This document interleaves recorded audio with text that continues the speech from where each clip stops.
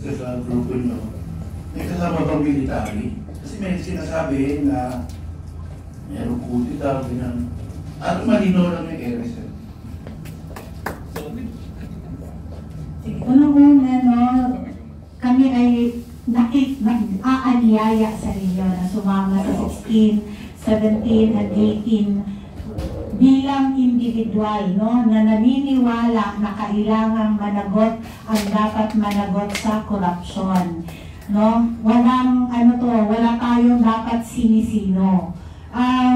With regards to the composition, kasi dalawa po yun, ang pinapangunahan po ng INC is the Luneta Rally. Ito pong nasa People's Power Monument is by the United People's Initiative, kung saan ang composition niya ay mga lahat ng taong bayan, different organizations, and other religious groups.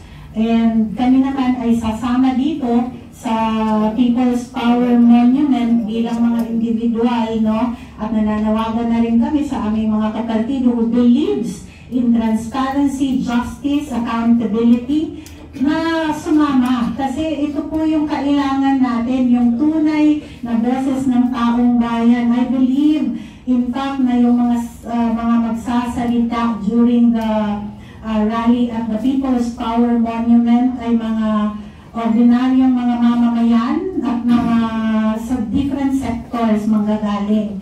So, in fact, baka kami hindi nga magsasalita dyan kasi hindi naman kami talaga yung organizer dito, no? PDP is not the organizer, pero kung iimbitahan nila kami, of course, we will join them, no? I believe they are going to also hold a press conference also about that event, no? Kasi yung UPI.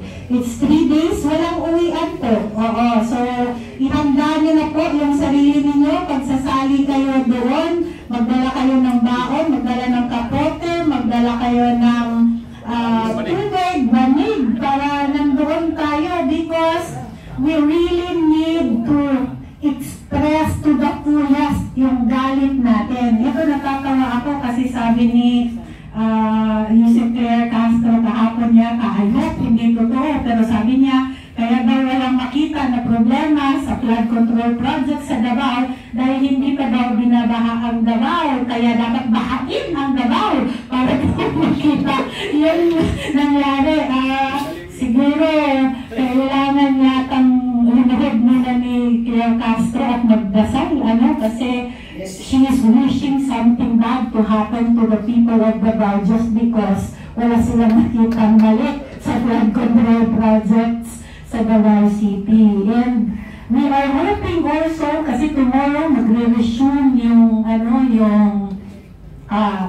Blue Ribbon Committee. Ito lang nakakatawa, no? Ako, I believe, military naman si Senator Lacson, paumanhin po sa inyo, Senator Lacson, pero nakita talaga natin na taktika lamang niya yung pagre-resign niya para walang mangyaring investigation during the 1-month break of the Senate and Congress na investigasyon tungkol sa So, maraming pwedeng gawin para matahi. Nagkaroon ng, during the break na walang investigation yung Blue Ribbon, nagkaroon ng sunog sa DPWH, di ba? And nakakalungkot lamang na marinig natin yung balita that yesterday, isang back chairman ng Sorsogon ay nagpakamatay, no? Sa DPWH. We are nakikiramay tayo sa pamilya, hindi iba-iba ang kakayanan ng bawat isa sa atin how to handle problems. Pero ako bilang babae, bilang isang nanay, nalulungkot para sa parents at sa family ng taong ito na why does it have to happen na meron pang magpakamatay before we even realize na dapat tayo taong bayan, ipakita na talaga natin ang galit natin sa korupsyon na nangyayari sa ating bansa. We'll take another question from...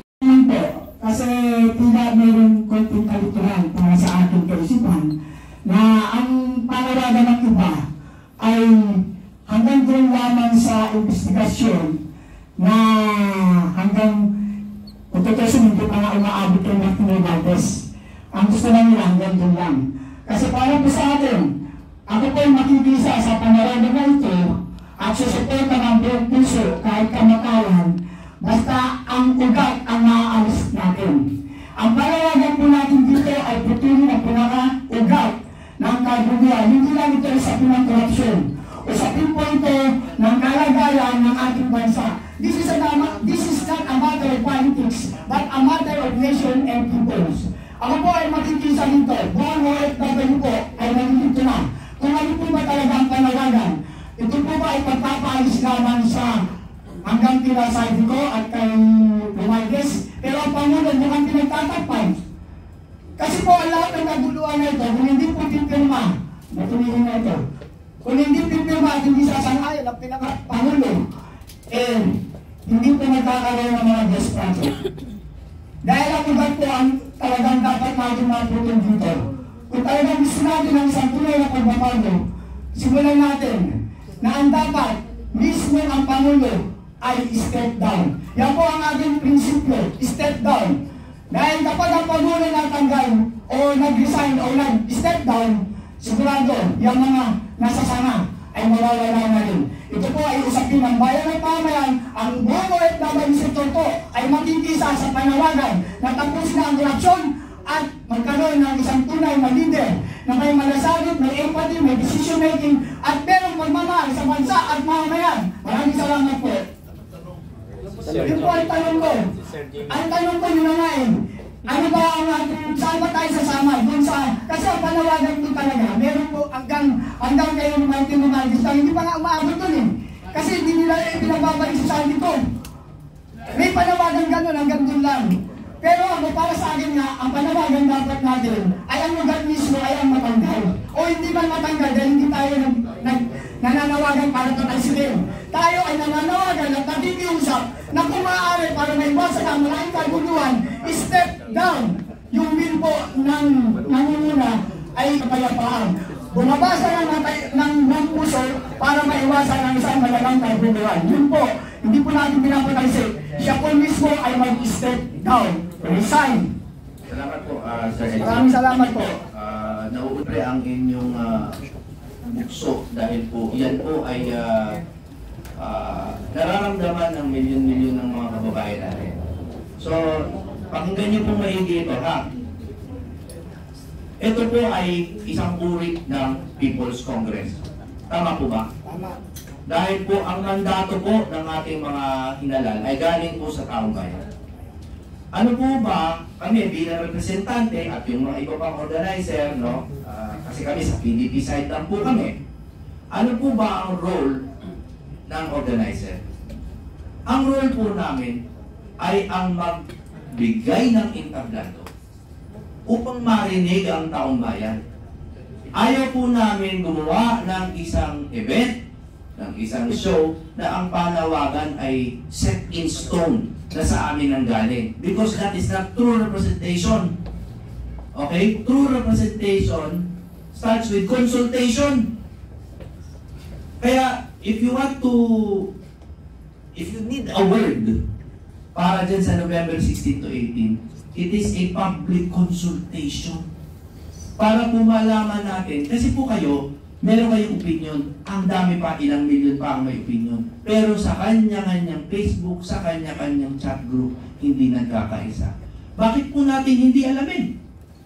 Alamin natin, ano po ba talaga ang gusto ng mayorya ng taong bayan? Kung yan po ang panawagan nyo at nalaman natin na wala kayong ibang kasama, wala tayong magagawa.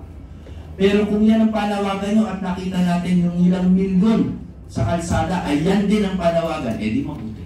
At least nalaman natin. Malinaw, no? Salamat.